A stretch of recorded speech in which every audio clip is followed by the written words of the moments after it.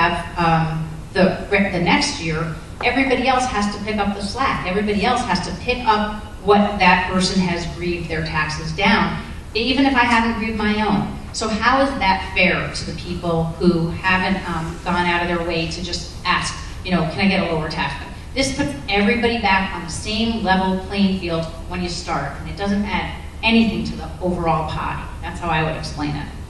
Thank you, Ms. Levenberg. Ms. Levenberg, please discuss the Sing Sing Museum project and how this fits in with your vision of the waterfront.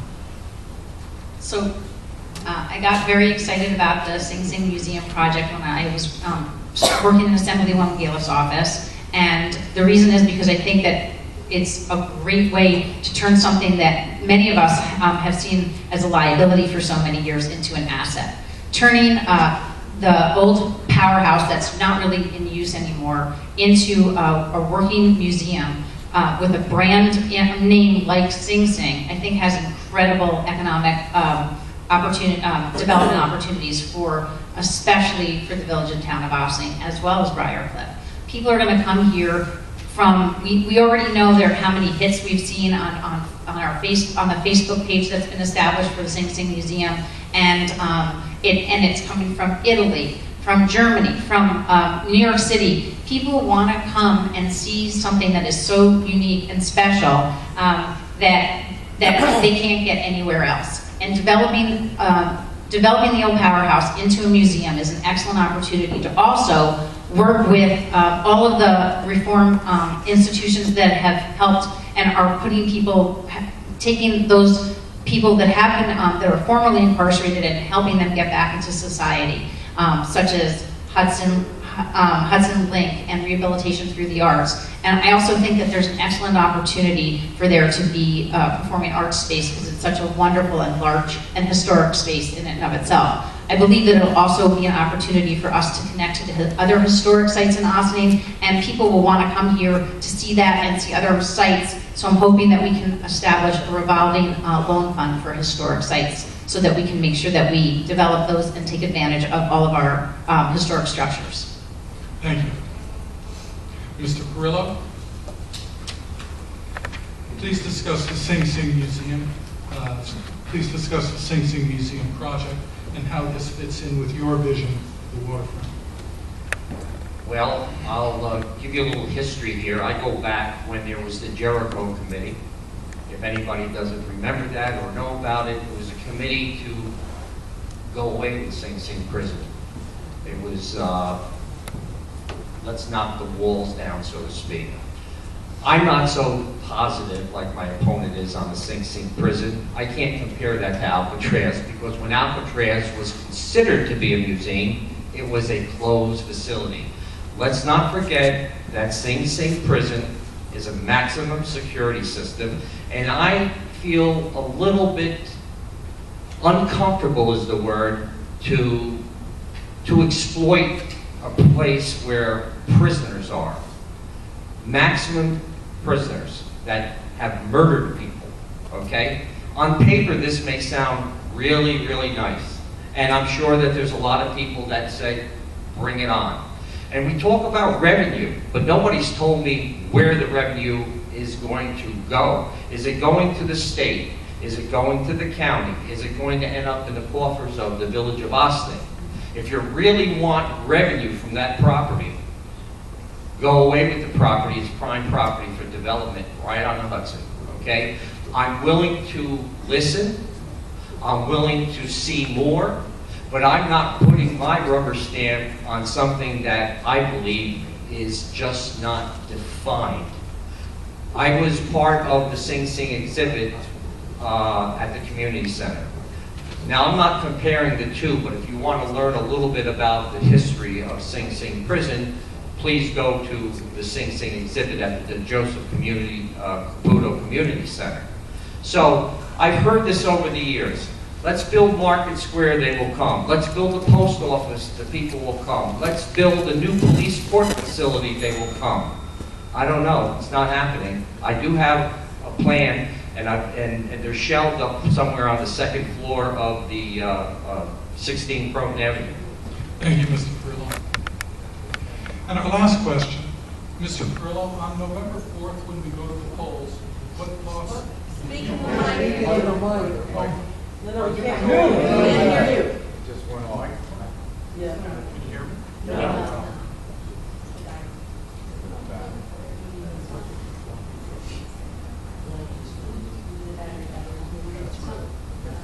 No.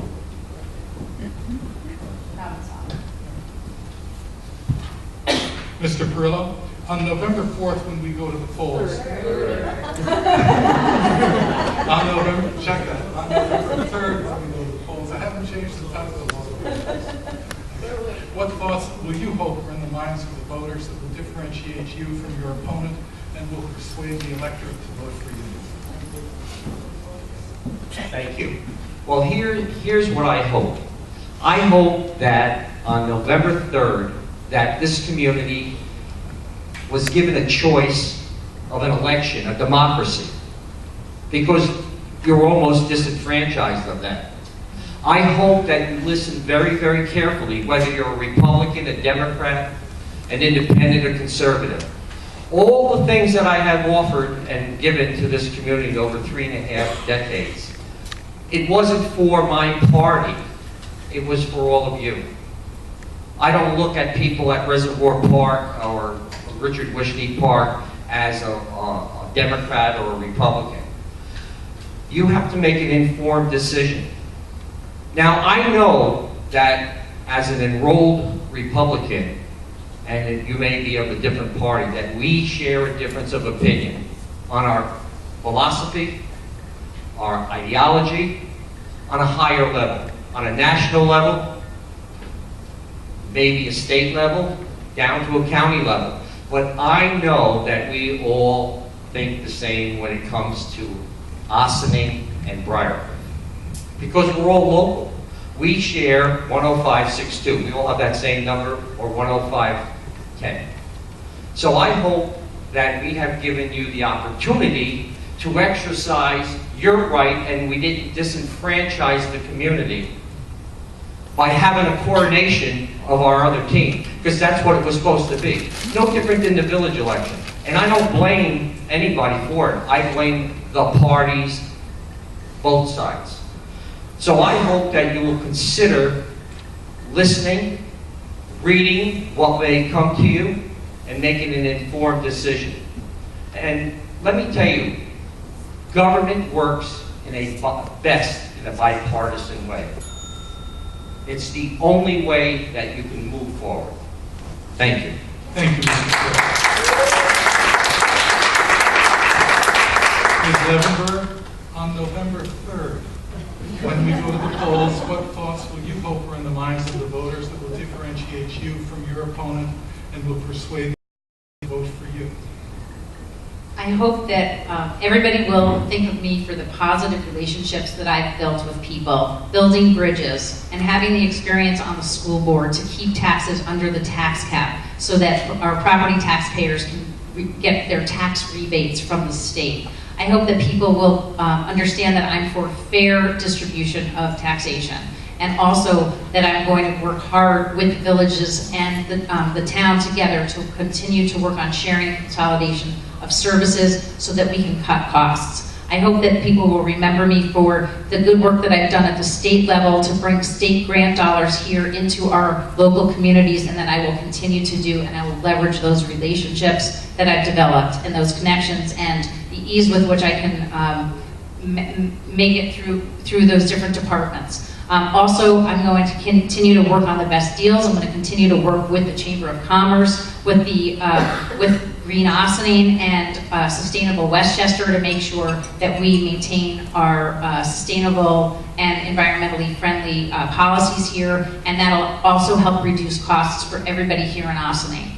I have creative approaches to getting more money here into our municipality from outside dollars, and I want to leverage our historic structures and make sure that we bring tourist dollars here again so that we can have business development and make sure that Ossining thrives. And I hope that you will support all of us working together, Karen DeTore, Liz Feldman, and myself, Dana Levenberg, so that we can continue to move Ossining forward and build a better Ossining. Thank you. And then we have a round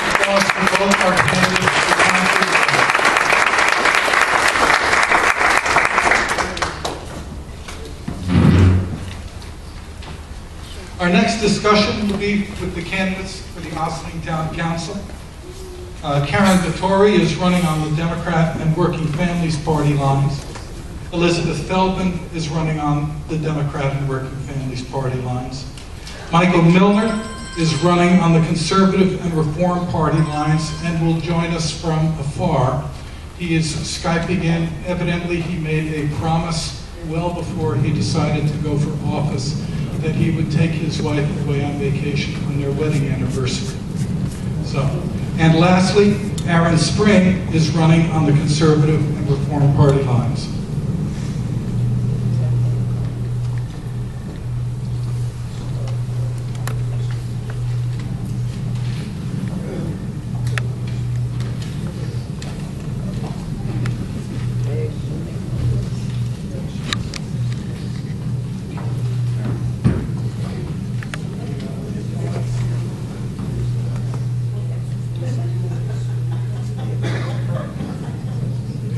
I was making the comment earlier that it reminded me of one of the Star Trek episodes with the guy in the great big screen in the background. But, are you with us, Mr. Milner? I can just go. John, if you were talking to the computer, that would be very helpful. Pardon? If you could talk to the computer, as if you were here. Oh. When you're asking a question. Box.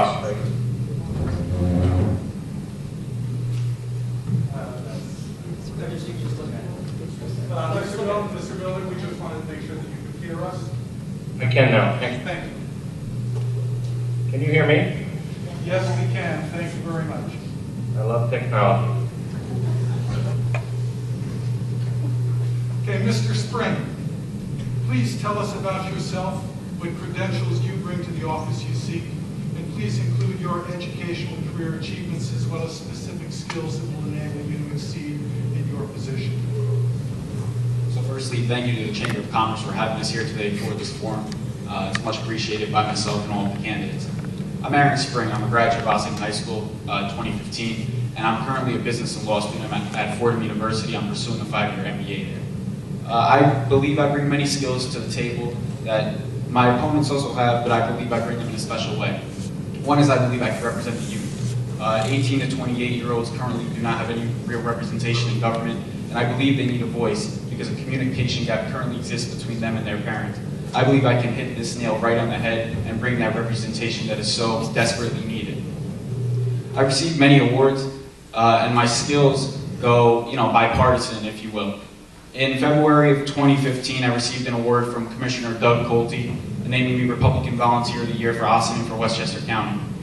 In March, Mayor Garrity and her all-Democratic board gave me an award for the Snow Angel project that I started, which is a service that shovels drivers for the elderly and physically disabled free of charge.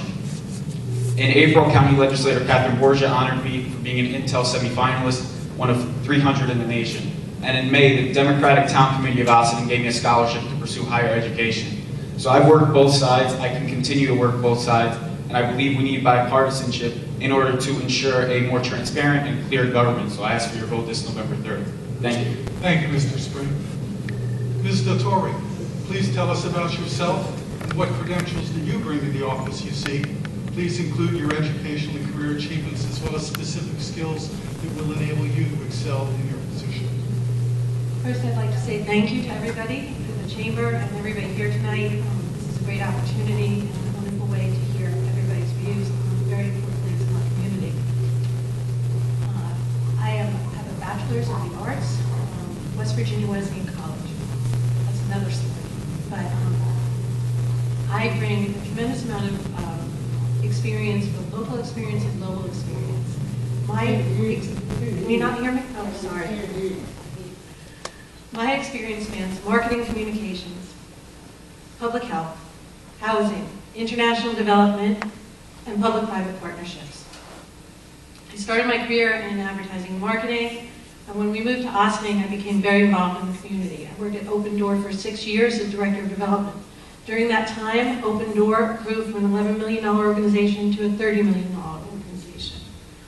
Once I left Open Door, I worked for UN agencies on public-private partnerships. I worked with corporations such as Coca-Cola, Microsoft, Yum Brands, Unilever, as well as many others to forge public-private partnerships that address issues of food insecurity, global sustainability, gender equality, and emergency response and disaster relief. Last year, I came back to Ossining, and I was chosen as the executive director of IFCA, where I'm working very hard to ensure that IFCA fulfills its mission of preserving diversity through affordable workforce housing. Thank you very much, Ms. Dettori. Mr. Miller, please tell us about yourself. What credentials do you bring to the office you seek? And please include your educational and career achievements as well as specific skills that will enable you to excel in your position. Well, thank you, John. Thank you, members of the Chamber of Commerce, for the opportunity to be here tonight. Thank you also for helping set up the IT effort. So, my uniform. I'm a retired military officer. I had 39 years active duty. I retired as an assistant United States Surgeon General and a Rear Admiral. I have a doctoral degree in health policy and public health. I've been a dean of a health professions university, managing multiple components of a multiple campus process.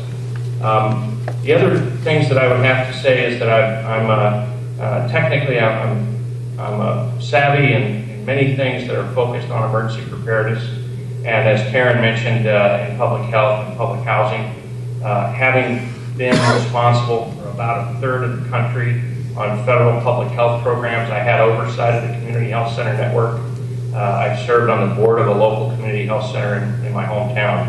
Other things that I've done, I've served as a Boy Scout leader and a Girl Scout leader. I did that for 20 years, raised a number of young people to the rank of Eagle Scout and Gold Award in Girl Scouting.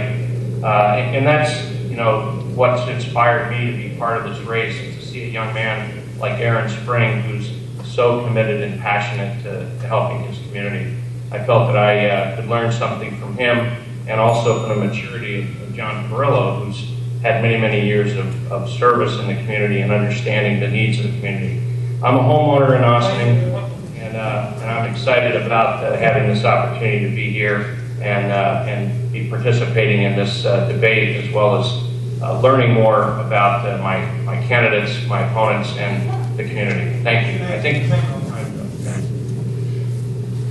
Ms. Feldman, please tell us about yourself. What credentials do you bring to the office you seek? And please include your education, your achievements, as well as specific skills that will enable you